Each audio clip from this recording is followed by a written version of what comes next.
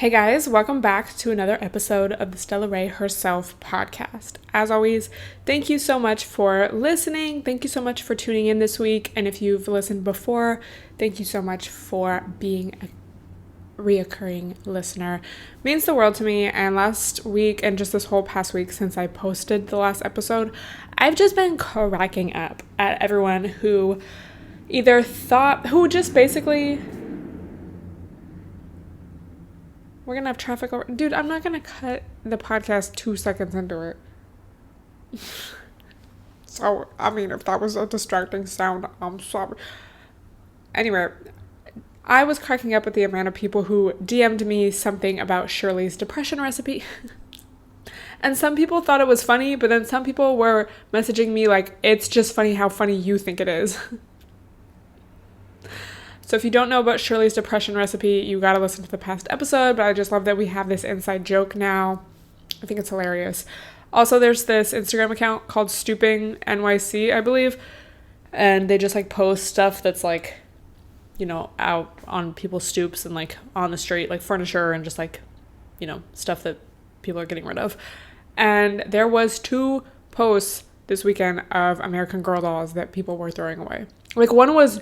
It was in the box. I don't know if it was new in box, but there was an American Girl doll in the box in the trash. And there was just a bag of like, it looked like a few different types of dolls, but there was definitely 2 American Girl dolls at the top. And I just want to know like who's getting rid of these because I will personally go rescue them. And then I was thinking like, wow, I'm really like an adult now and I could just like go buy an American Girl doll if I want. I mean, it like probably really fulfill my inner child, but like, I mean, it's like, do I really want to spend $100 on that? Like, no, but like, I swear, I just like become one of those like old people that's like has a bunch of dolls. Because I was thinking like just now, I just had this vision of like, you know, if I like maybe had a house and I just had a specific room to like dedicate, and then I'm like, oh my God, that's like what old people do. But just something about like little, I mean, I know a lot of you can probably relate, like just little stuff or like miniature things are just so cute and like fun. Like I remember having Kit Carriage's typewriter set and it came with like this mini typewriter and like mini pieces of paper that you could put in there. And it was just like so cute, and like a mini pencil or something, like stuff like that is just so cute. Like I swear, like I would probably be so happy doing that. Like, maybe be a good video. I don't know. It's not really at the top of my priority list, but whatever. Let me know if you relate. Why'd I even talk about that? I don't know. The Kit Kat reference of Shirley's depression recipe. Imagine if there was an American Girl doll named Shirley. Anyway, we have some good topics to talk about today, so I'm very excited. Also, this is the last episode of January. So, you know, first month out of the year over. How are we feeling, guys? How are we feeling like resolution-wise or goal-wise? I got this planner and I've posted it before on my story, but my mom got me this planner for Christmas. That's an astrology planner. And you guys always ask me the brand. It's the Magic of I, like I to like just the letter I. But it's really, really cute. And I feel like this is going to hold me a lot more accountable in like my goals and whatnot, just because at each month, like it has all the astrology vibes. But then it will have like, oh, like your intentions for this month, and it all will like correspond with the new moon and full moon and like the themes, and it just has all the astrological transits. So I'll link it down below. Kind of feel weird doing that because it was a gift. But you guys just always ask me, and honestly, after a month of using it, it has been very helpful in just staying organized even like each week, because my regular planner, which my mom also got me, if you're wondering where I got this new, if you're watching the video, I got this new acrylic, like, I don't know, desk organizer, or you could like organize makeup in it too. But finally, I can put all my highlighters and pens in one place, and it just looks so cute and organized. And like, there's space at the back for all my papers, and it's just like, this is what my desk area was missing. It literally looks so cute. And I got new highlighters and new pens. Like, I'm just very happy. But if you're wondering where I get that, it's my Virgo moon, but it's also from my mom. Anyway, My mom got me the Hobonichi planner because I know you guys have like asked me where I get my planner before too. And it's like small, you know, and it's just like each day is a page, which at first I didn't really like because the planner before this was like a week you would open a page and it'd be like the full week would be there. But I actually do like it because you can like write meal plans and like it's kind of nice to have that much space for one day, you know, like I was writing my meal plans for the week. But I feel like this is just more my daily to-do list and whatnot. And like even though I've always been kind of organized in like, you know, thinking about monthly goals and like things like that, having this specific planner specifically for more like, I don't know, vibes and like goals and like manifestations and intentions and not just like the daily to-do list has been really helpful. And that's not to say you need a planner to do that. Like if you don't want to buy it, you could totally just like keep that in mind and like just get a notebook and like just take time out of each month to like reflect and then plan the next month and whatnot. But this one has been very helpful. So I just wanted to share that. But yeah, now it's Aquarius season. So how are we feeling? I think last week, I don't think it was 2 weeks ago. Yeah, because it hasn't been Aquarius season that long. But last week I posted it on my story, like what's the tea on Aquariuses? And this one girl specifically messaged me and was like, I'm scared because last year people went in. And it's really true. It's interesting which signs get more hate when I do that. Aquarius, it seemed like a lot of hate at first, but then after the whole 24 hours of the story being up, it was pretty balanced. I would say it overall seemed like more negative things. But honestly, it usually is, like, just in general. I think like Sag probably had the least negative things. Like it had some, but like probably the least. Because I feel like all the water signs get a lot of hate when I post that. Air signs, definitely. I think Libra didn't really get that much hate. And I don't think Capricorn got that much hate. If anything, it was just like boring. And then like, oh, the men are horrible. But that, y'all usually say that about every sign, so. But Aquarius did get a surprising amount of hate. And I will say, like, well, let me just explain Aquarius first, shall we? And like Aquarius season. Because, you know, we all get affected by the vibes of each sign when we're in its season, which is like why I love Leo season so much. Okay, so this is from Refinery29, which is one of my favorite websites for just like, you know, current articles on astrology. And I feel like it's just like cute. It's like cute and trendy, but like easy, like still accurate, I feel. It's cute, but also easy to read. No, it's cute and easy to read, but also like pretty accurate. Because sometimes my mom will send me articles and they're like from like these official, like serious astrology website, like, and like love, but sometimes like I just want a casual, light, like chill, you know? So let me see. I just want the overall vibe. Okay, so it was just Capricorn season, you know? And this girl messaged me like, I miss Capricorn season, and literally saying, but you know, life must go on, and we need different seasons to bring us different realizations and different vibes, and like, yeah, so, but I feel you though, because like, love Capricorn season. I just feel like I'm on my shit. Okay. So this article says, Capricorn is a sign associated with work and results, while Aquarius is more about expanding our world, socializing and interacting with others, and looking into new ideas and ways of doing and approaching things. We'll be craving connections all Aquarius season long, so make sure you're safely prioritizing seeing or at least speaking with your friends and family. It is still a pandemic, guys. Get vaxxed. And wear your mask, and don't go to crazy gatherings. Okay. Okay. If you put in the effort, your networking efforts will pay off. Even with Mercury retrograde, which it is still Mercury retrograde until February 3rd. And then after that, I think it's still technically in the shadow period for like a couple weeks. So just so you know. Even with Mercury retrograde mixing our signals during the first couple weeks of the season, it's an auspicious time for professional networking and serious collaborations, especially given that responsibility-focused planet Saturn is aligning with the sun in Aquarius. You never know what could work out if you don't try.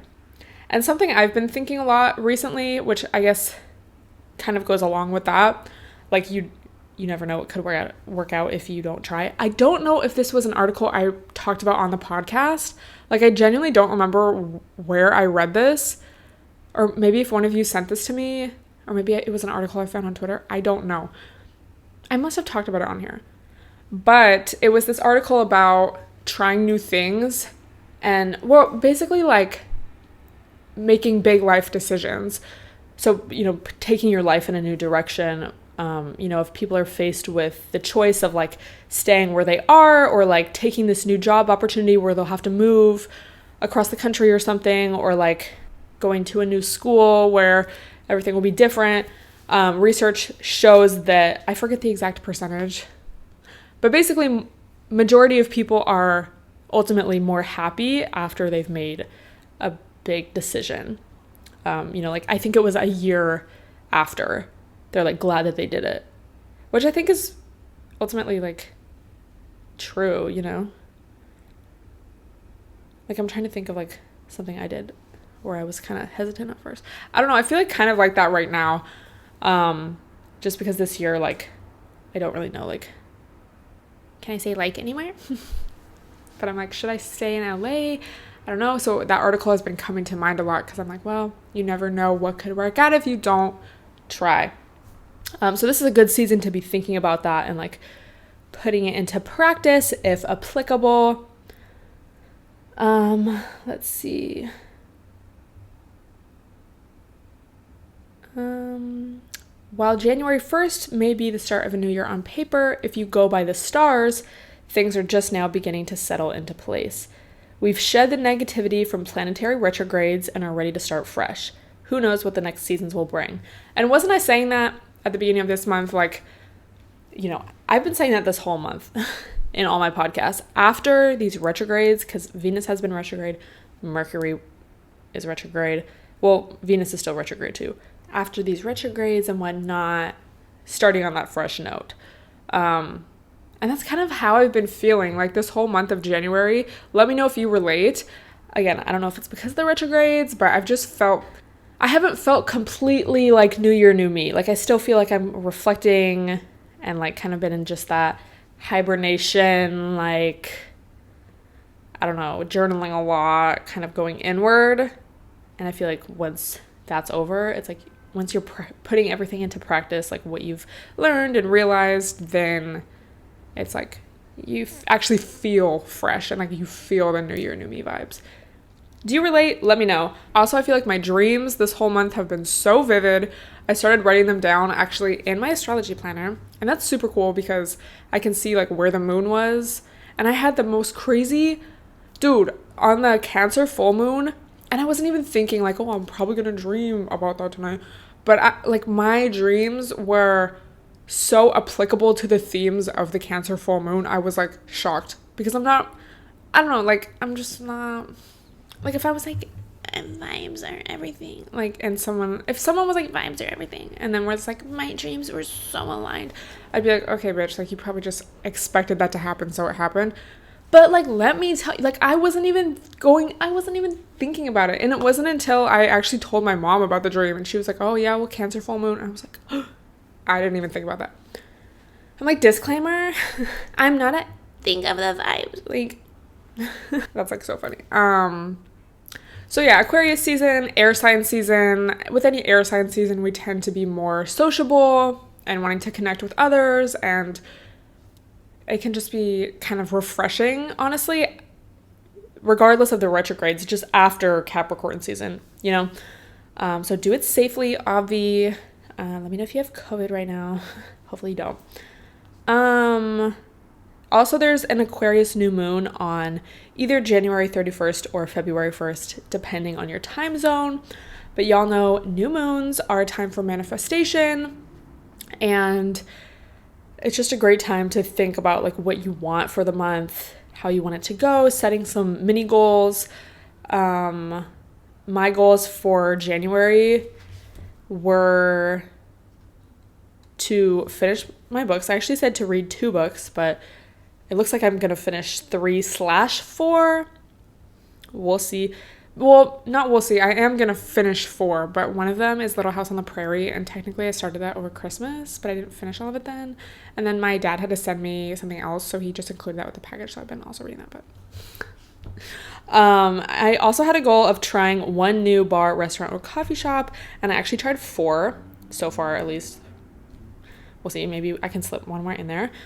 And then also to do the Yoga with Adriene daily yoga journey, which I've been doing that as well. And then a couple other just like more content work related goals, like just with consistency and stuff. So I'm excited to set my goals for the month. And I just feel like that's usually a lot more, I don't know, it just seems a lot more attainable versus like a yearly goal sometimes can just feel a little like, okay, don't we all? Like, yeah, I'll get to that. And then it's like November and you're like, oh.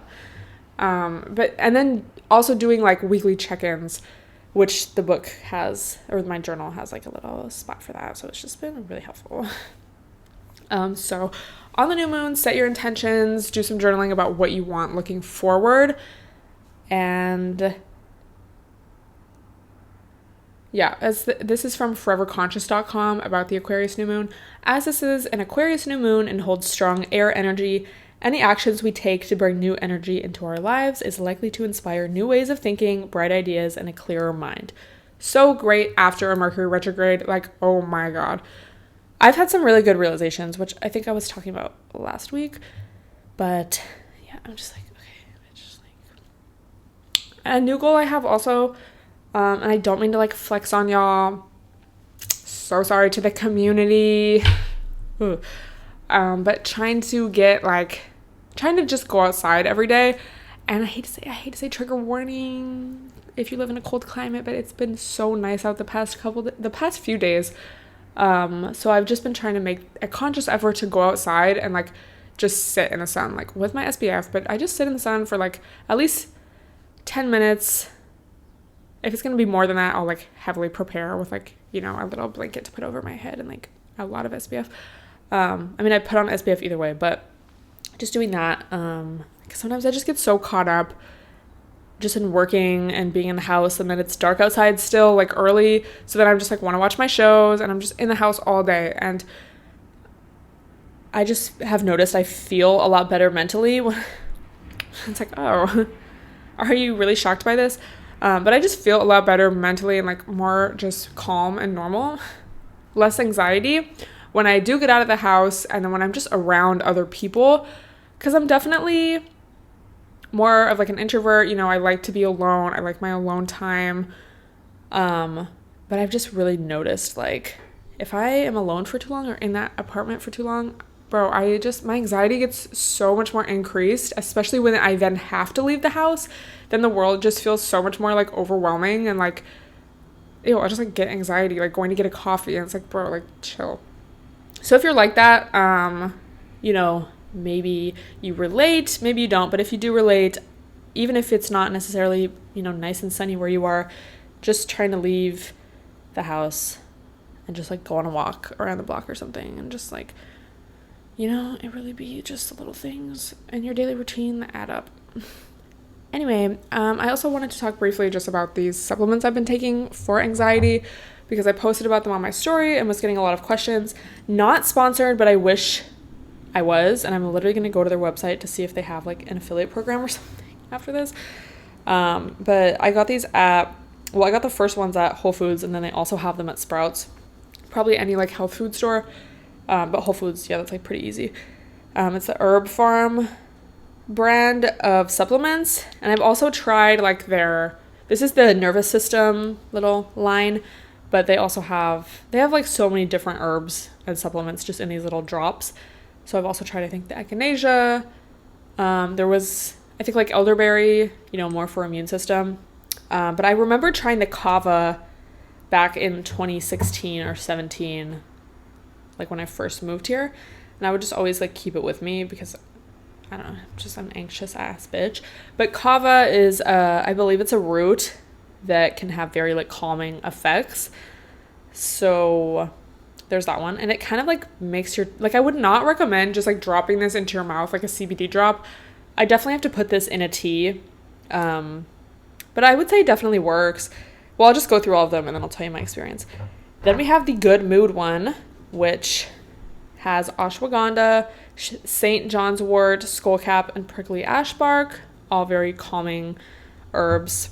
And then I recently got this anxiety soother one, the lavender one, which also has kava, bacopa, albizia, and lavender flower.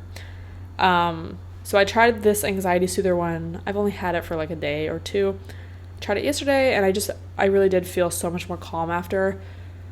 And it was it after the gym or something? So I already was feeling pretty calm, because I usually feel really good after the gym, like just relaxed and like very nervous system regulated.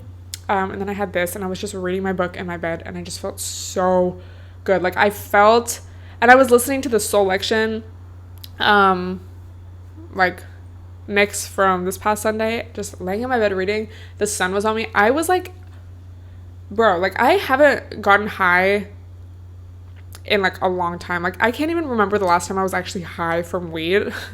But it just reminded me of like the good times when I would smoke weed and just like listened. Like I just had this specific playlist on SoundCloud like back in high school that I would listen to, or that me and my friends would listen to, and like it literally brought me back to that. Like when you're just, the music just sounds like so good. So not that this supplement literally made me feel high, but I was already relaxed from working out. I had just showered, laying in this sunny patch on my bed reading my book, and then I also had this. And all of these I just added to like a cup of peppermint tea. But yeah, so that one's really good. And pretty much all of these I take as more of like a everyday supplement. I don't necessarily know if you need to take kava every day, but I know the good mood one with like the ashwagandha and whatnot, I have been taking that every day just because I have been having more like stress and anxiety these days. And then, yeah, so I think in general, I don't know about kava if that's like an everyday thing, but just, you know, I was going to say versus like a CBD drop, which that's more of like a situational thing. Like I'm taking this because I feel stressed out right now. Versus like these, I've been taking them like just in the morning as a morning beverage, just to get my day started, you know. But I don't take CBD every day because it's not every day I feel like super overwhelmed or like I really need to relax or anything. But CBD for real works, bro. I'll try to link the specific one I have currently down below, but especially after like 2 drops of that, like 2 dropperfuls, I'm like I'm like sedated. And it's not just like oh yeah, I'm so calm, but I'm actually like sedated. I love CBD, bro. Like if you have anxiety and you haven't taken CBD, I would definitely recommend. It's literally like a Xanax, like not that crazy, but like, you know, just very instantly calming. But as always, bro, like I'm not your doctor. I'm not here to like tell you, oh, this is going to work for you. And if you are taking any other medications or just in general, like consult with your healthcare physician, but especially if you are on any medications, because I don't know if any of these are going to like affect anything. Like I'm not a profesh, so make sure you do your research, but I'm just sharing like what's worked for me. And just like in trying to find ways in my everyday routine to like have more ease and peace and calm and just regulation and feeling normal.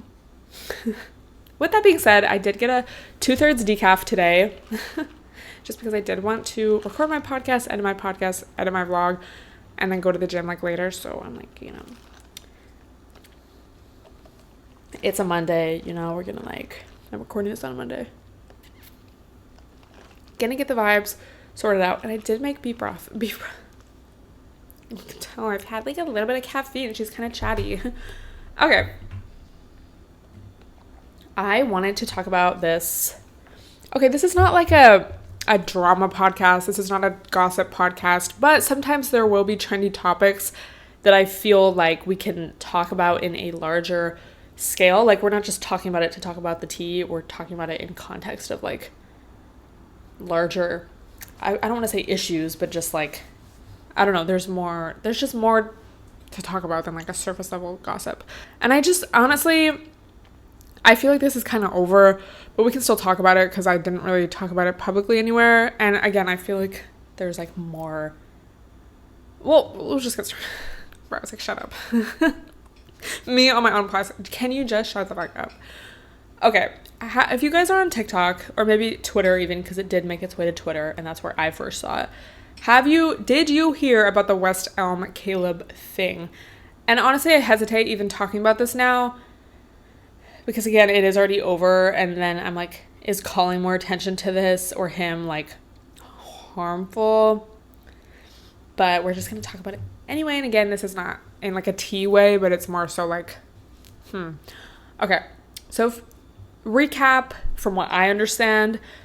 I think what happened is this girl made a TikTok talking about how this guy from Hinge in New York, this guy named Caleb, ghosted her. And it kind of popped off. And then a few, I don't know how many, but a few other girls then also made TikToks describing their experience with him and how I think he was like sending them all the same playlist and like he just was kind of using the same lines with each girl. And I think he also had ghosted multiple girls. Also there was tea, and I never saw the video of this. I never saw the original, but people were saying that he was sending unconsensual D pics to some of them.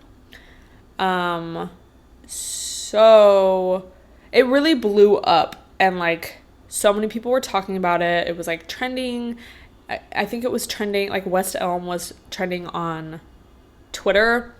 And I think he was a designer for West Elm or something. Like he worked with or at West Elm in some way. So that's why it's like West Elm Caleb. So I was seeing very like mixed opinions about this. Some people were saying, why is everyone freaking out about this guy just casually dating? And then there was like a TikTok I saw of this girl saying like, oh, I'm all for this. Like, yeah, we need a mass Google Doc. I think she was in New York too. Like, oh, we need like a New York Google Doc of just all the guys so we can like keep tabs on them and like we can all share our experiences so we know what to expect and whatnot. So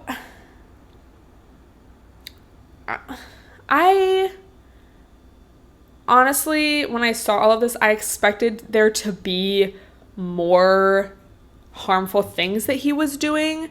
And it's not like I'm like on his side, but just like to the extent in which it blew up and like people were doxing him, people were trying to get him fired, like, and it's like, I mean, if it had been a situation of like, oh, he had essayed these girls or like, you know, just been a little more, and I haven't seen every video of every girl that like had experience with him, so maybe some of them do feel very manipulated or abused even, but from what I had seen, it just didn't really seem like it was a case of, oh, he's like abusive, you need to watch out for him, like he is no good. It was just kind of like, oh my god, he was with this other girl and then he had gone on a first date with me later that day. And it's like, I mean, maybe that would be tea in your friend group chat, but to make a public TikTok, including his face, pictures of him, your private conversations, and I mean, I'm sure the girl didn't expect it to blow up that much, but still, like, it's like, is it that really, like, just, I don't know, it just kind of seemed like she felt, or they felt bad that they got ghosted, like, I did see, I think, the original video. It just seemed like she felt bad that she got ghosted, so she wanted to, like, expose him. And it's like, again, she probably didn't know it was going to blow up that much, but it just seemed like it was taken too far for the circumstance. Again, if it had been, like, in my opinion, if it had been, like, an essay, you know, verbal, physical abuse, even just, like, red flags or, like, oh, I got a bad vibe, like, I don't know, but it just seemed like kind of petty. And I did not see the video of the girl talking about like unconsensual nudes or anything. So, I mean, but is that like worth trying to get someone fired? And again, it is the internet. A lot of them probably didn't know it was going to blow up that much. So you know, they're just sharing this stuff, and then like other people are the ones trying to like, oh, get him fired, get him doxxed, like expose him, ruin his dating life forever. And I think there's kind of like a difference between exposing someone just because like you feel personally attacked or something, and then like sharing your story, like coming forward with your story to protect other women. Like, what do you guys think? And then I saw this one TikTok of this girl who kind of had that same standpoint and was saying like, okay, one of the points she had was, it's not like he's a CEO or like has a lot of power over anyone, so like what's the point in trying to get him fired for this? Or like, I don't know, it's not like he works in the government or like, I don't know, is very famous or something, and it's like, I don't know, like, oh, the truth about this guy. Like, it's just like he's literally a random. Like, he's literally just a random on Hinge. And like now he has millions of people, like, I mean, I'm sure millions, like exposing him, like out to get him, like, trying to expose him, trying to get him fired. Like, I don't know. And just like, I think when you're casually dating, you just can't take a lot of shit personal. Like the unconsensual nudes and stuff, that's kind of a different story and kind of like adds more to the picture of what type of guy he is. Like, ew. But just in the sense of like, oh, like the girl just seems so like horrified by the fact that he was like woke up at this other girl's house and then went on a date with her later that day. It's like, that's not your boyfriend. Like, I think that was his first date or something, like their first date. So you can't like be offended by that. Like, you can't take that personal. That's part of the game. Like, you're not committed to each other. You don't even know each other yet, so he can do whatever he wants. And that was interesting too, because at the beginning of her video, she said something like just about the amount of guys she's talking to or something. Like, oh, well, you know, like, I wish I could remember the exact quote. But then that paired with that, I was like, bro, like, again, that's like something, it's kind of tea. Like, if you are talking to this guy and you find out, oh, he was at this other girl's house earlier, like, you know, maybe you can text that to your friend or like put it in the group chat, like, oh my god, can you guys believe this? Like, ew. But like, that's not worth exposing someone to the public over, like, because it's not that big of a deal, honestly, in my opinion. Like, you're casually dating, like, that's not your boyfriend. You haven't been like talking for weeks and weeks. Like, it was the first hangout session. Like, you had just been texting on Hinge before. Like, I don't know. It's just like, I would never expose someone like that. Like, I think for that. Again, it's different if it had been an essay, if it had been like actually something. But then on the other hand, I do think there is something to be said about women sharing experiences about guys, just so that we all like, you know the vibes of certain dudes. And I think like it has been said before, like, I wish there was an app where you could just look guys up and like see, you know, what the vibe is. But there's a difference, I feel like, of that and then like personally attacking someone publicly, like, just because, I don't know, you got your feelings hurt. Like, I mean, am I missing something? I don't know, like, not that I'm on his side. Like, the texts were so cringy because everyone was like including screenshots of their messages with him. He seemed so cringy and like, honestly, no offense, like, gross. But like, that's just like dating apps. I don't know. Like, what do you guys think? Like, I just think it got taken too far. And like, just the fact that it was trending, and I just expected there to be more of like a story and like more shit that happened, but it was just like, he was love bombing us and then ghosted me, and then like, whoa, it actually was on a date with another girl. Meanwhile, you're all on Hinge, like, not committed. None of you are committed to this man. Like, I just feel like it didn't have to be so public. Like, you could have taken it to the group chat, babe. Like, so what do you guys think? And do you get offended? I mean, like, if you're just dating and you find out someone's talking to other people, like, I think it's valid to feel jealous or like feel however you feel in response to that. But then it's like, okay, feel that, and then you have to tell yourself, like, we're not committed to each other. Like, we haven't had that talk. We're not at that stage. We're still getting to know each other. I'm still allowed to talk to other people. Like, they are too. And if that is really bothering me, like, maybe have that talk. Like, I want to be official. I want to be committed, whatever. But, like, babe, it's just, like, casual dating. Like, it's not worth exposing someone over. I don't know. It just seemed, like, really blown out of proportion and just, like,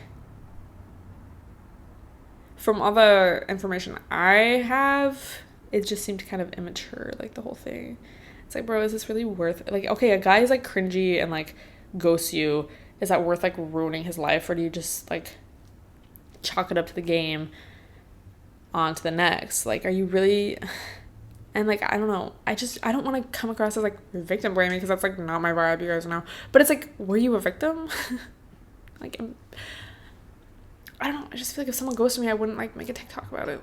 Unless it was, like, later, like, haha, that was so stupid, like, LOL. But to, like, just expose someone like that, like, full face. And I feel like that, I don't know, that has just become so, and I hate this word, but, like, that has just become so normalized. Like, people just exposing people on dating apps, and, like, people filming people in public. Like, what? Like, ew. And it's just weird. Like, don't, like, protect people's privacy. Even if someone pisses you off, like, that's not an excuse for you to go, like, dox them. Like, did they actually do something harmful to you? Like, oh, I got my feelings hurt because I was ghosted. Like, okay, but, like, I don't know. It's just, like, more serious issues are happening in this world. Like, let me know. Maybe there's a part of the story I'm missing, but that's kind of, like, where I am with it. And again, I already feel like the trend is over. It's just, like, whatever. Like, the story's over. Who cares anymore? But I did just want to kind of bring it up just to say, like, what do you guys think? Like, that's, a lot of it just seemed like that's just casual dating, babe. Like, that's just, like, the early stages of talking to someone. Like, and I do think it's immature to ghost someone, but okay, then that just shows you what type of person they are. So, like, red flag, like, bullet dodged. Perfect. With that being said, I challenge everyone this week to be direct with someone when, maybe you didn't want to be. So that could be, like, if someone asks you to hang out and you don't want to, be direct. Don't say, oh, well, maybe I'll get back to you, and then never hit them up again. Like, just be direct from the jump. If a guy asks you out, instead of just leaving him on red or something, say, I don't think I'm interested, but thanks. If your friend says something that kind of bothers you or hurts your feelings or makes you uncomfortable, bring it up to them instead of holding it in and, ultimately having resentment towards that person. So even if it's just one time, one thing, I challenge you all to do it. There was, like, a couple instances, it's on my mind because of this ghosting story, but also there was a couple instances this past week where I was direct and it just felt so good and refreshing, and I'm like, this is the type of vibe I want to be on this year. Like, and low-key I'm like, because it's scary to be direct, especially for me. That's, like, been my life mission, is to learn how to be direct with people and, like, speak up for myself and ultimately, like, make myself uncomfortable because I feel like I'm making the vibe uncomfortable. But it's like, okay, if we're gonna be uncomfortable, I'd rather share this discomfort with you, babe. Like, I don't want to be the only one just holding stuff in and, like, hurting. Like, not that you're gonna hurt someone by being direct, but it's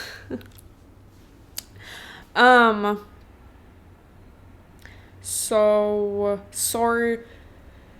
Yeah, like, oh, I know what I was gonna say.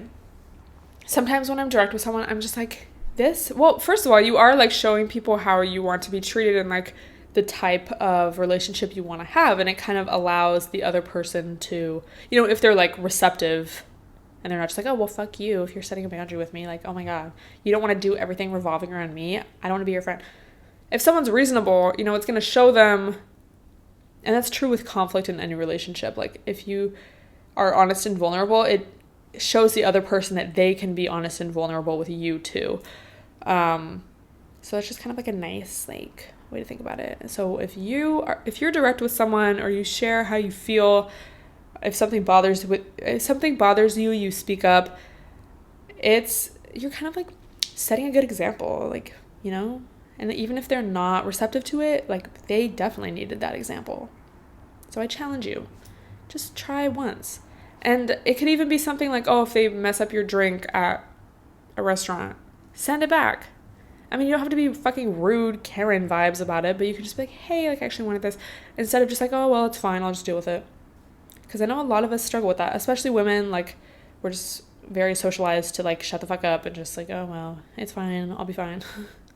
No, I want my correct drink.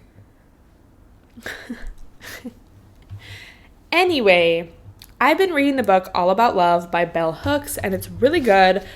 I would definitely recommend this book. It has a lot of the topics in it that we see on social media, you know, just a lot of trendy topics, at least like what I see, and I'm sure if you follow me, you probably see similar topics. It talks a lot about patriarchy, capitalism, relationships. Every trendy topic you can think of that's relevant to us in our lives is in this book. It's kind of like this is where these ideas come from. Not that those ideas didn't exist before this book, but this is very just like a comprehensive guide. So I just wanted to share a few things because there's like a lot. Like, I could like do a whole dedicated multiple videos on this. But I just wanted to share a few key points from what I read this past weekend, and I'm almost done with it. So this is going to be my third book of the year. Follow me on Goodreads. Let me see. I took some notes. Okay, so this was a chapter. I think it was chapter 6. I think it was 5 or 6. Living by the love ethic. So basically, like, practicing fully what you preach. And she gave the example of, you know, like, people who say they are socially Democrat, but fiscally, financially conservative, and how it's like, if you're fully living and practicing, like, if you're fully living in your ethics of love, community, a love ethic, that wouldn't be the case. So I really thought of it as, you know, in a relatable, trendy, I was going to say trendy teen when you're not a teen, in a relatable, trendy way of like, don't be toxic. Like, if what you want is a healthy relationship, if what you want is to fully practice love in your life, you can't do petty things. And even if someone is like, oh, like, I don't know, if, you know, when you're talking to someone and it just like doesn't really matter, or it's like you flirt on IG and like that's it. It's like, even to those, just don't play games. Don't do toxic things. Toxic looks different to everyone. So whatever you're envisioning right now, like, don't do that. And ultimately just, you know, letting go of the power domination society that we live in. I wrote down page 96. Let's see what was there.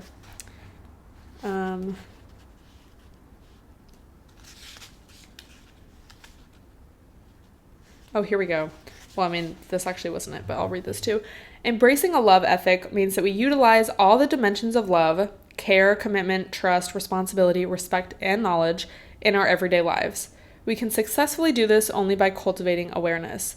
Being aware enables us to critically examine our actions to see what is needed so that we can give care, be responsible, show respect, and indicate a willingness to learn. Individual women and men who do not see themselves as victims of patriarchal power find it difficult to take seriously the need to challenge and change patriarchal thinking. I think of this specifically as like the specific, because men, it's just like, yeah, I just kind of expect you to like be like, I don't care about patriarchy. But, you know, like the women that are like, I'm not a feminist because like I like I don't know, whatever like dumb reason. And it's like, okay, just because like you don't experience it or you think you don't, like, doesn't mean other people don't. So anyway, re-education is always possible. Masses of people are negatively affected by patriarchal institutions and by male domination. Since individuals committed to advancing patriarchy are producing most of the images we see, They have an investment in providing us with representations that reflect their values and the social institutions that they wish to uphold. Patriarchy, like any system of domination, like racism, relies on socializing everyone to believe in all human relations that there is an inferior and a superior party. Therefore, it's natural for the powerful to rule over the powerless. To those who support patriarchal thinking, maintaining power and control is acceptable by whatever means. Naturally, anyone socialized to think this way would be more interested in and stimulated by scenes of domination and violence rather than by scenes of love and care. Yet they need a consumer audience to whom they can sell their product.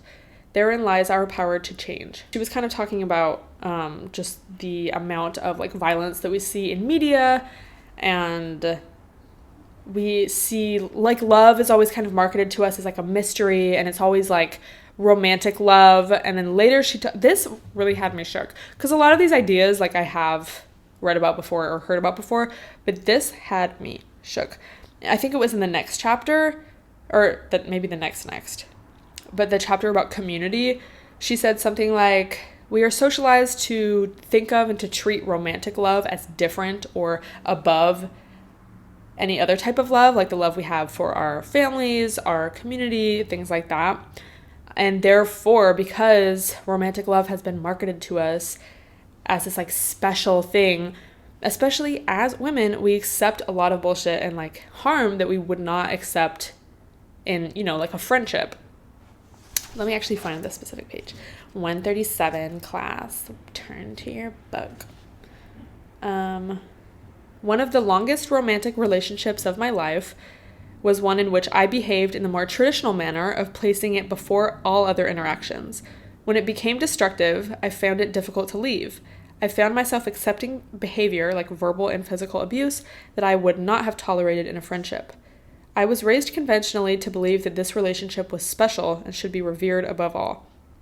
Most women and men born in the 50s or earlier were socialized to believe that marriages and or committed romantic bonds should take precedence over all other relationships. Had I been evaluating my relationship from a standpoint that emphasized growth rather than duty and obligation, I would have understood that abuse undermines bonds. All too often, women believe it is a sign of commitment, an expression of love, to endure unkindness and cruelty, to forgive and forget. Oh, I just want to ride or die. In actuality, when we love rightly, we know that the healthy, loving response to cruelty and abuse is putting ourselves out of harm's way. Basically, she was socialized to believe everything must be done to save the relationship. And it's actually so interesting because I've been watching old Keeping Up with the Kardashians. I just started like season 6, I think. And, I've been getting more TikToks about them just like in the early days. And this girl made a whole series, like her whole TikTok was just about this, about Chloe and Lamar. And I was literally listening to it like a podcast because she references like Lamar Odom's memoir where he talks about his addictions and things like that. And it's just like how, and she was just talking about, now what we know versus what was going on in the show at the time and what the viewers then would see. And Chloe just talks about how she's like doing everything she can to like try and save the marriage. And it's like, this is obviously not benefiting her in any way. Like,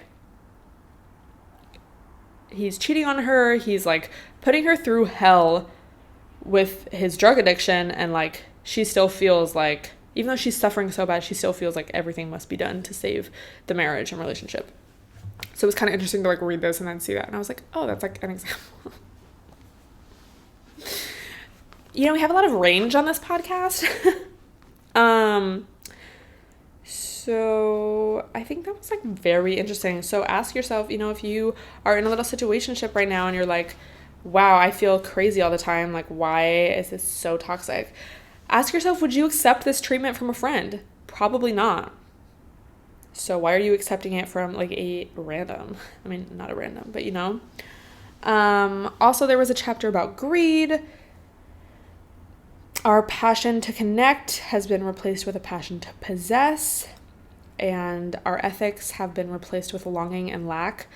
So we kind of think that like, oh, we are how much money we have. We are like, success is measured by material items and money. And this was very relatable too, because I've obviously in the tweets.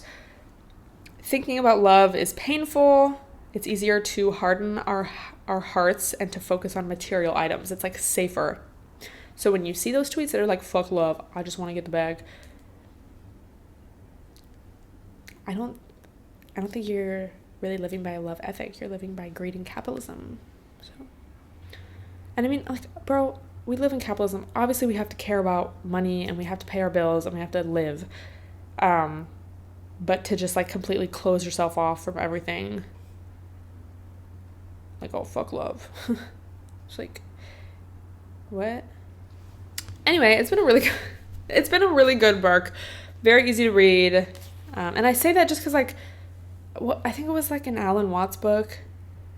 I don't know. There was some book that I wanted to read so bad, and it just was like exhausting to get through. Like, it was just like, ugh. But this has like a good flow. It's like a lot of topics I talk about on this podcast, a lot of topics you see on social media, and just a lot of the things that we experience in life. So 10 out of 10 would recommend. I'll probably finish it, maybe today even.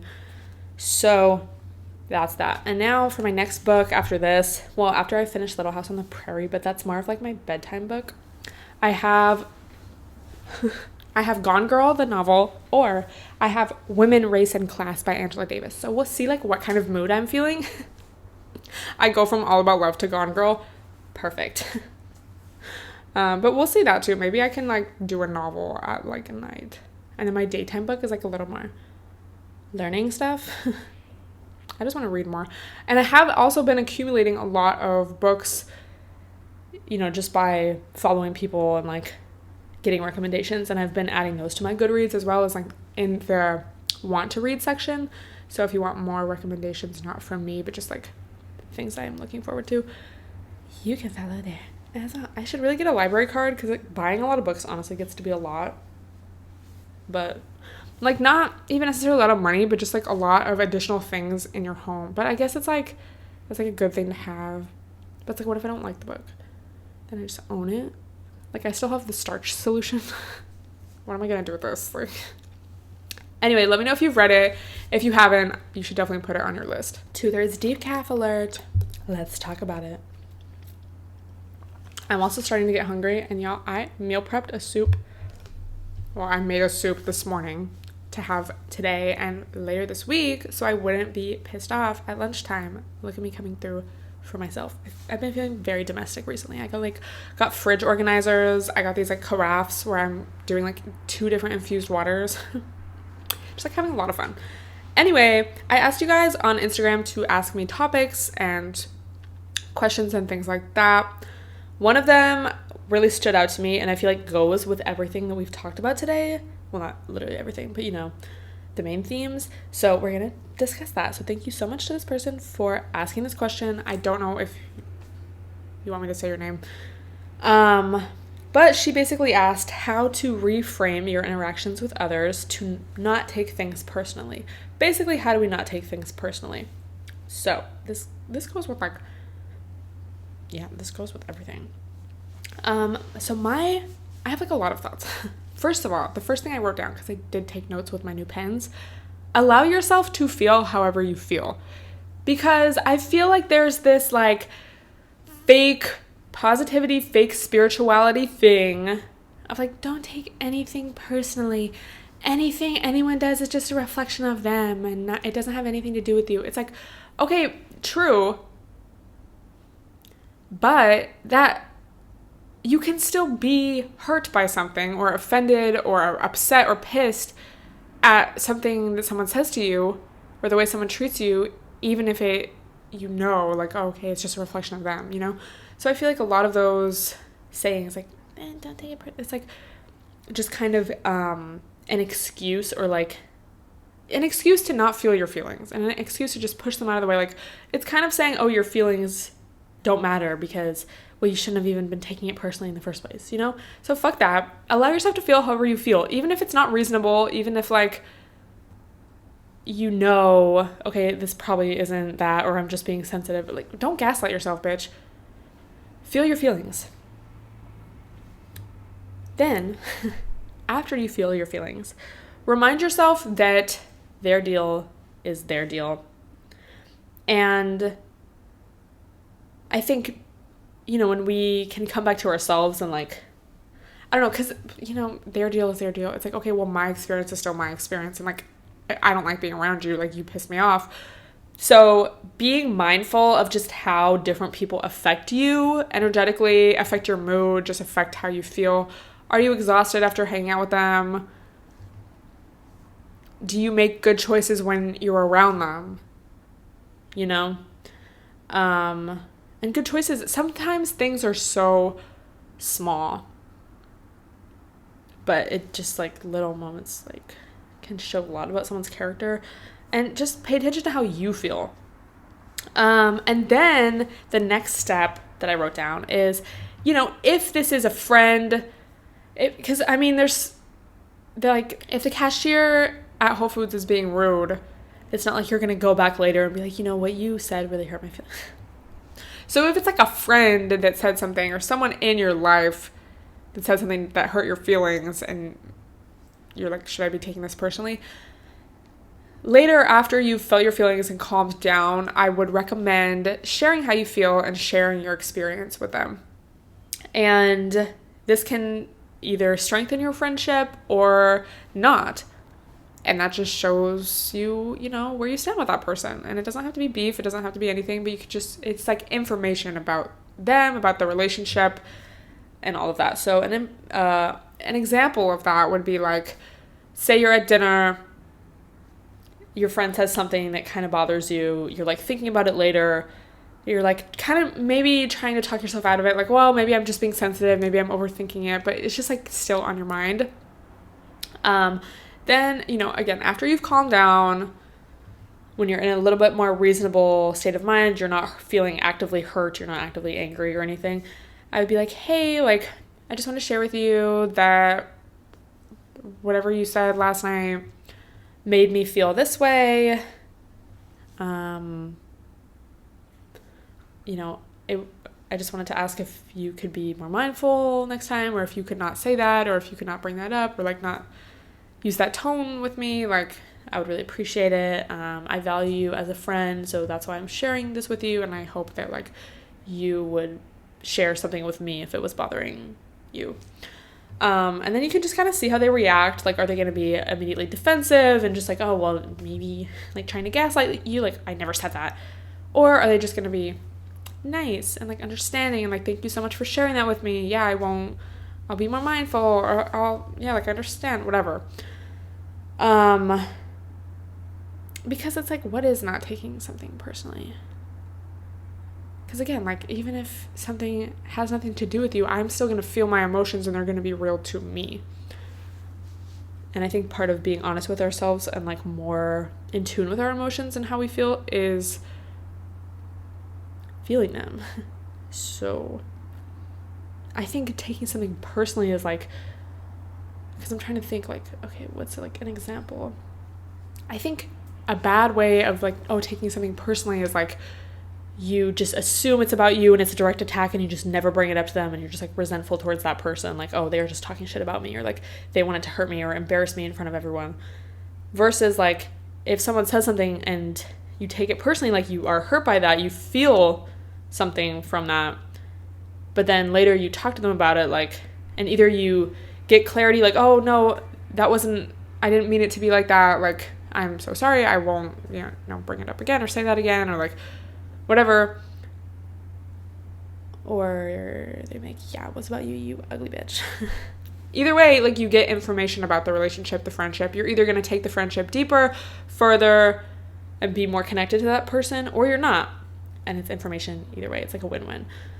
Even though maybe losing a friend can hurt, if someone is not, on that level or ready to be vulnerable with you, or isn't willing to understand, like, that can hurt, but at least, you don't have to continue that relationship. So that would be my advice. If you have any advice, let me know. But I think a lot of things I hear about, don't take it personally. Like, a lot of it seems kind of avoidant of feeling emotions. Like, if you're confident, you don't have to take anything personally, because nothing is about you, and you can protect your aura. It's like, that's just like unrealistic. Like, sometimes things are gonna hurt more than other times. Like, and it even just depends on like our own moods and like, I don't know, am I PMSing, like, etc. Sometimes maybe I'm going to take something a little more hurtful than another time, but that doesn't mean like I just have to brush it off. Like, oh, well, I'm just being too sensitive. Like, you know? So let me know if you relate, if you agree.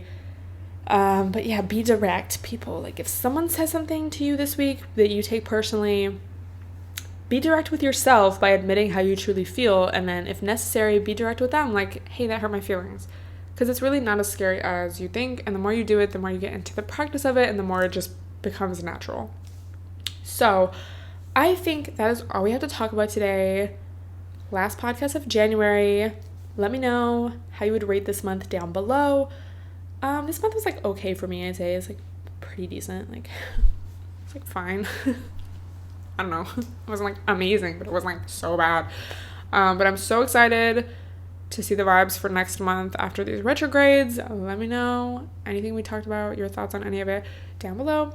I'm gonna go eat my lunch that I'm not pissed off about, and I will talk to you guys next week. Bye, everyone.